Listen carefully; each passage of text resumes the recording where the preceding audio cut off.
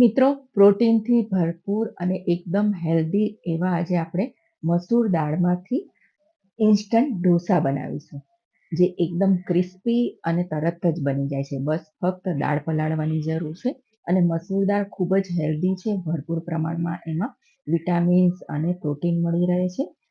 તો એના માટે મેં અહીં પોણો કપ મસૂરની દાળ લીધી છે અને એને 2 કલાક માટે પલાળી રાખી છે. મસૂરની દાળ આપણે ગુજરાતી લોકો બહુ ઓછા ખાતા હોય છે, પરંતુ એની દાળ પણ ખૂબ સરસ બનતી હોય છે અને હેલ્ધી પણ હોય છે. તમે એનું સૂપ પણ બનાવી શકો છો. દાળને મેં 2 કલાક પલાળી દીધી હતી. હવે એનું બધું જ પાણી આપણે કાઢી લેવાનું છે અને એને મિક્સર જારમાં લઈ લેવાનું છે અને એને આપણે સૌથી પહેલાં એકલી જ પીસી લઈશું. પીસતી વખતે ધ્યાન આપવાનું છે કે બહુ એકદમ ફાઇન પેસ્ટ નથી કરવાની. થોડી દરદરી રાખવાની છે. જુઓ, આ રીતની આપણી પેસ્ટ હોવી જોઈએ. હવે એમાં આપણે થોડી બીજી સામગ્રી નાખી દઈશું. તો મેં અહીં એક ડુંગળીને ઝીણી-ઝીણી સમારીને લઈ લીધી છે, એ નાખીશું. એક ગાજરને છીણીને લઈ લીધું છે. એનાથી કલર પણ સરસ આવશે અને વિટામિન્સ ને મિનરલ પણ મળી રહેશે.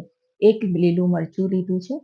4 થી 5 લસણની કળી લીધી છે અને એક નાનો ટુકડો આદુનો લીધો છે. અને થોડા ધાણા નાખીશું અને સાથે મેં થોડા મીઠા લીમડાના પાન પણ લીધા છે. એનું ફ્લેવર પણ ખૂબ જ સરસ આવશે અને બધી જ વસ્તુને આપણે મિક્સ કરીને થોડું પાણી નાખીશું. આ સ્ટેજ પર થોડું પાણી નાખવું પડશે અને આપણે એકદમ સરસ એટલે કે દરદરી પેસ્ટ બનાવી લેવાની છે. બહુ ફાઇન પેસ્ટ નથી બનાવવાની. જુઓ, આ રીતની આપણી પેસ્ટ હોવી જોઈએ. તમે જોઈ શકો છો. હવે એમાં અડધી નાની ચમચી હળદર નાખીશું કલર માટે અને સ્વાદ મુજબ મીઠું નાખીશું. અને મીઠું નાખીને ફરીથી આપણે એને થોડું પીસી લઈશું એટલે બધું સરસ મિક્સ થઈ જાય.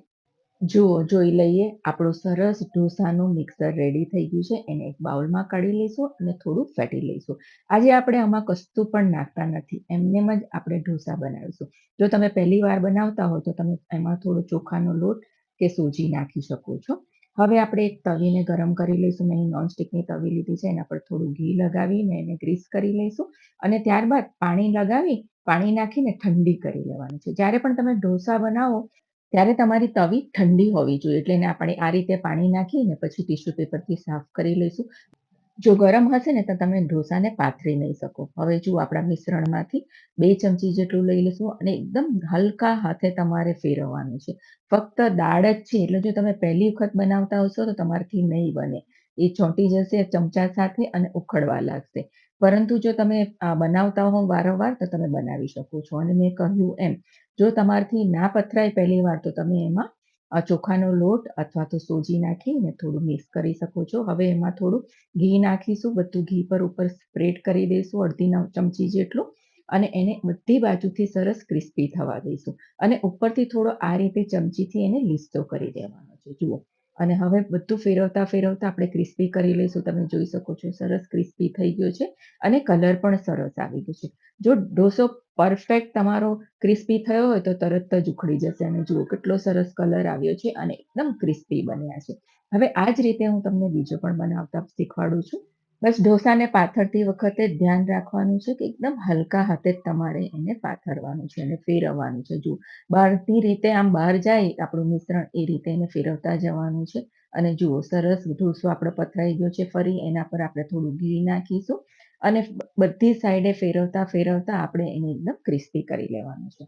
જુઓ, જોઈ લઈએ, આપણો ઢોસો સરસ ક્રિસ્પી થઈ ગયો છે અને એને પણ આપણે કાઢી લઈશું અને તમે જોઈ શકો છો આ પણ એકદમ સરસ ક્રિસ્પી બન્યો છે અને એનો કલર જ જુઓ એકદમ સરસ આવ્યો છે. આ જ રીતે આપણે બધા જ ઢોસાને બનાવી લઈશું. આ ઢોસાને તમને ગરમ ગરમ ખાશો ને તો જ મજા આવશે. આ હેલ્ધી ઢોસાને તમે કોકોનટ ચટણી સાથે, ટામેટાની ચટણી સાથે, ડુંગળીની ચટણી સાથે અથવા કોઈ પણ શાક સાથે પણ ખાઈ શકો છો. એકદમ ક્રિસ્પી અને એકદમ ટેસ્ટી. જુઓ, તમે જોઈ શકો છો, હું તોડું છું તો એકદમ ક્રિસ્પી છે. ઠંડા થશે તો થોડા એ લૂઝ થઈ જતા હોય છે, પણ ગરમ એકદમ ક્રિસ્પી સરસ લાગતા હોય છે.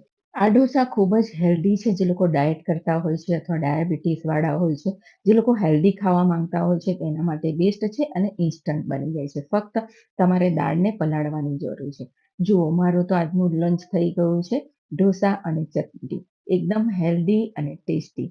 તો મિત્રો, તમને આ રેસીપી પસંદ પડી હોય તો ચોક્કસથી ટ્રાય કરજો. મારી ચેનલને સબસ્ક્રાઇબ કરજો. આવજો. તમારું ધ્યાન રાખજો.